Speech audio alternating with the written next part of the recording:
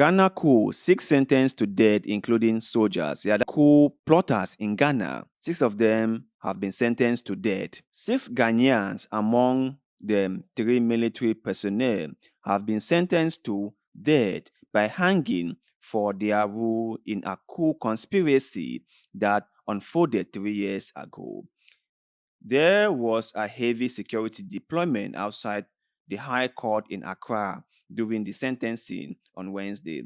This historic case marked Ghana's first treason trial since 1966, the year of the overthrow of post-independent leader Kwame Nkrumah. The individuals apprehended in 2021 while experimenting with weapons in the capital city, Accra, with an alleged intent to overthrow the government, have been sentenced following a highly publicized trial that captivated the entire nation. Among the accused is a skilled gunsmith, and despite the gravity of the charges, the group maintained their plea of not guilty throughout the proceedings. Defense lawyers said they will appeal against the ruling in the Supreme Court. 3 other people, including a senior police officer and 2 military officers, were acquitted. The court found the 6 guilty of high treason and conspiracy to commit high treason. The men were arrested with locally manufactured guns, improvised explosive device, and AK-47 rifles, according to court documents. Well, I think this is so like, how can 6 people stage a coup? I have no idea, because I believe to stage a coup, you must need an entire army behind you. So I don't know if this is politically motivated or not, but to me it sounds so strange that amongst them, not that they're not like no high-ranking general or high-ranking security forces officials or even members of the presidential guard involved. You know, this is so fishy to me. And then they had what, handmade or locally manufactured guns. If you are going to stage a coup, would you come with a locally made gun? Won't you just get one from the armory? Because I believe the soldiers have access to those weapons, right? So why would you get a locally made gun and explosive? Well, this sounds too strange for me to believe.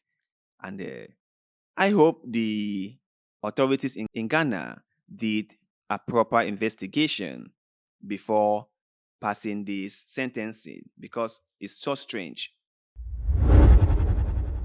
Sierra Leone charges ex-president guard and 11 others over fake coup. the whole thing about coup in Africa, the word is just thrown out there very casually. And I think that we are headed to a place where the so-called coups won't mean anything anymore, because they are just thrown around. They are used in any given situation. And if 2 soldiers are angry against their leader or against the government now say it's a coup. If civilians try to stage a protest against the government, they are being labeled as coup plotters. If anyone try to do anything or say anything, he or she is being labeled as a coup plotter. The word coup in Africa really just means anything you do or say against the government. So let's see what this story is all about. Sierra Leone authorities have charged 12 individuals with treason following a fake coup that unfolded in November 2023. Among those accused is a member of the former president Ernest Bea Kourouma's security detail.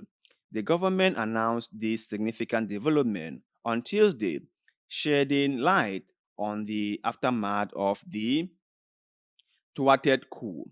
The incident, which occurred on November 26, saw a brazen attack by gunmen on various key locations in Sierra Leone. Targets included military barracks, a prison, and other strategic points.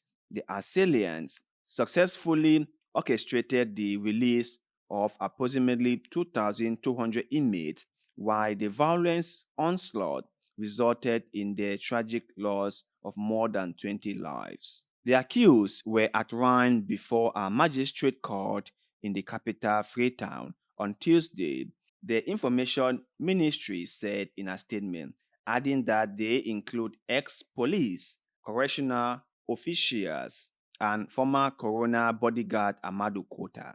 So I think this is a huge deal in Sierra Leone, and we hope they get to the bottom of the issue. Because, like I have said before, I really do not want us to be having coups in Africa, but sometimes those coups are a necessary evil. Sometimes, if the country is not going the way it should go, we all hope that maybe a military regime might be the panacea that cure the headache. So, but let's move on to our next story for the day. Former Sierra Leonean president seeks medical care in Nigeria amidst trial uncertainties. Yeah, the Sierra Leonean former president is not in good health and needed medical help in Nigeria, even though he is entangled with a failed coup in Sierra Leone. Sierra Leonean ex-president Ernest Biao Koroma is set to undergo medical treatment in Nigeria despite facing allegations of involvement in a coup attempt last year.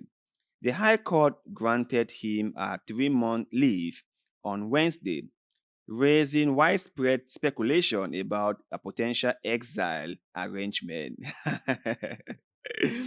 Mr. Bia Koroma, who led Sierra Leone for 11 years until 2018, obtained permission to leave the country as he awaits his treason trial scheduled for March.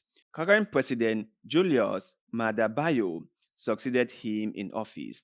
On Friday afternoon, a Nigerian presidential jet carrying the 70-year-old former president was observed departing from Freetown International Airport. Persistent rumors suggest that a deal may have been facilitated by the West African Regional Bloc, ECOWAS, in collaboration with the Sierra Leonean government to allow Mr. Bea Koroma to relocate, potentially easing tensions stemming from the unrest in November. The situation unfolds against the backdrop of uncertainty, with observers questioning the nature of the former president's departure and its implication for the impending legal proceedings. Yeah, they're right.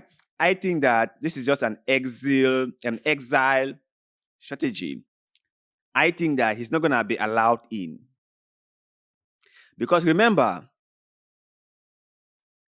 whether he was involved in the coup attempt or not, he is still a very powerful figure in the country because he was the president for 11 years and just left power in 2018.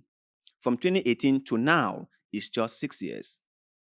And you can imagine how much influence an African leader has in Africa. So he still has a lot of friends in high position, especially in the military, who will be willing to just let him go rather than going through these court proceedings.